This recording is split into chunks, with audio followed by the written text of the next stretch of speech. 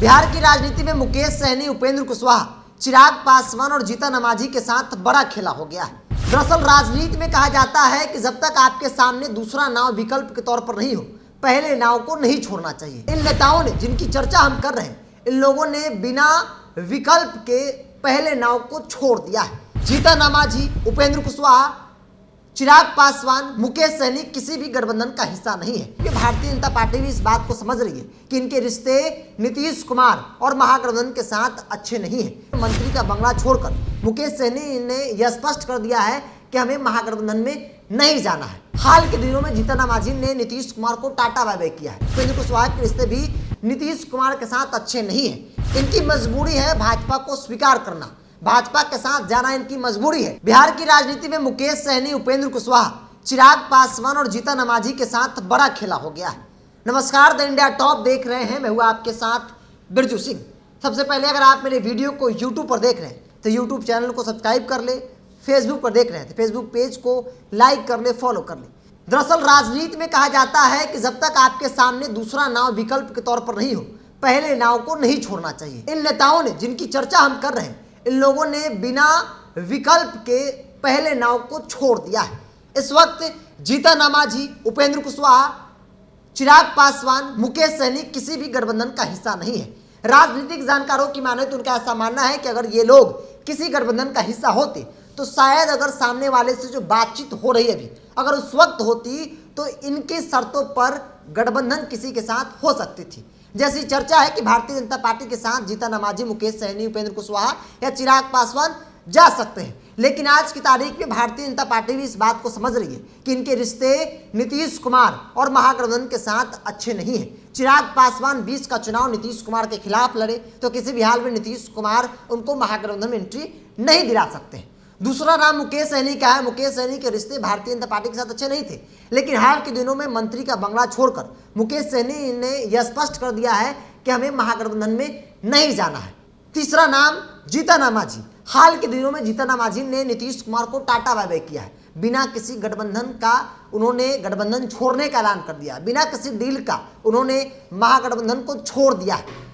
वो डील और संभावनाओं की तलाश में दिल्ली गए। उपेंद्र कुशवाहा के साथ भी सेम कंडीशन है। उपेंद्र कुशवाहा के रिश्ते भी नीतीश कुमार के साथ अच्छे नहीं हैं। अगर इन नेताओं के रिश्ते इनके साथ अच्छे होते या फिर इन लोगों के साथ किसी तरह से आज या फिर 2-4 आगे दिनों तक रहते तो शायद भारतीय जनता पार्टी के साथ इनका डील जो है वो इनकी शर्तों पर हो जाता। लेकिन भारतीय जनता पार्टी इस बात को बखूबी समझती है कि लोगों के पास कोई विकल्प नहीं है। ये लोग ऐसे जगह पे फंसे हैं जहां से कोई नहीं निकाल सकता है सिवाय भारतीय जनता पार्टी के।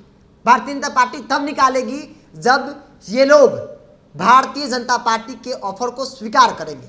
यानी कि जो बार्गेनिंग की बात हो रही थी, जीतन मांझी हो, चिराग पासवान हो, मुकेश सहनी हो या फिर उपेंद्र कुशवाहा की बात कर ले जाए, ये लोग बार्गेनिंग अब नहीं कर सकते हैं। इनकी मजबूरी है भाजपा को स्वीकार करना, भाजपा के साथ जाना इनकी मजबूरी है। चूंकि इनके रिश्ते नीतीश कुमार और महागठबंधन के साथ अच्छे नहीं है, इसीलिए हम कह रहे हैं कि नेताओं के साथ बड़ा खेला हो गया है। अगर भारतीय जनता पार्टी कल की डेट में यह कहे कि आपको 1, 2 या 3 सीटों पर चुनाव लड़ना है तो इन लोगों को लड़ना पड़ेगा, क्योंकि कोई विकल्प नहीं है। इसलिए मैं एक बार फिर से कहूंगा कि राजनीति में कहा जाता है कि आप तब तक पहले नाव को नहीं छोड़िए जब तक आपके पास विकल्प के तौर पर दूसरा नाव उपलब्ध नहीं हो। लेकिन इन नेताओं ने बिना कोई विकल्प के पहले नाव को छोड़ दिया है, टाटा बाय बाय कर दिया है। अगर ये लोग नीतीश कुमार के साथ रहकर भारतीय जनता पार्टी के साथ बार्गेन करते तो शायद 1-2 सीटें इन लोगों को ज्यादा मिल सकती थी, या फिर जो ये लोग 4 हैं उसमें कुछ 19-20 या 18-20 हो सकता था। लेकिन चिराग पासवान के साथ भी सेम कंडीशन है। चिराग जितनी सीटों पर लड़ना चाहते हैं,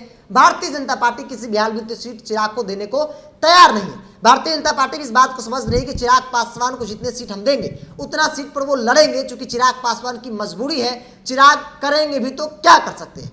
मुकेश सहनी के साथ भी सेम कंडीशन है। मुकेश सहनी जितनी सीटों पर चुनाव लड़ना चाहते हैं, भारतीय जनता पार्टी उतना सीट किसी भी हाल में देने को तैयार नहीं है। भारतीय जनता पार्टी को इस बात की जानकारी है कि आप ज्यादा से ज्यादा क्या कर सकते हैं, थर्ड फ्रंट में चुनाव लड़ेंगे, जो कि संभव नहीं है। अगर आप लड़ेंगे तो शायद परिस्थिति क्या होती है सभी लोग जानते हैं। हर कोई चाहता है कि गठबंधन में चुनाव लड़े, खासतौर पर छोटी छोटी पार्टियां गठबंधन में ही चुनाव लड़ना चाहती है, और ये लोग कभी नहीं रिस्क लेंगे। जीतन मांझी हाल के दिनों में जो उनके रिश्ते रहे हैं नीतीश कुमार के साथ, अभी भी वही चल रहा है। नीतीश कुमार के खिलाफ आप शराब बोल रहे हैं, नीतीश कुमार के साथ उनके रिश्ते अब बहुत ठीक नहीं है, संभावना भी नहीं है वापसी करने की। और भारतीय जनता पार्टी इन बातों को समझ रही है। भारतीय जनता पार्टी एक आध सीट जीतन मांझी को दे दे, उस पर इनको संतुष्टि करना होगा। उपेंद्र कुशवाहा के साथ भी सेम कंडीशन है। उपेंद्र कुशवाहा के रिश्ते नीतीश कुमार के साथ बहुत अच्छे नहीं है, किसी भी हाल में वापसी नहीं होती है उनकी। हालांकि राजनीति में हर संभावनाओं पर चर्चा भी होती है, ये भी एक सच्चाई है, लेकिन इन नेताओं के साथ वाकई में बड़ा खेला हो गया, जिसमें चिराग सहनी, मुकेश और कुशवाहा मांझी शामिल हैं। ये लोग बार्गेनिंग करने के मूड में थे, लेकिन ऐसा जगह फंसे हैं जहां से निकालना हर किसी की बस की बात नहीं है, सिवाय भारतीय जनता पार्टी। बहरहाल इसको इतना ही, नमस्कार।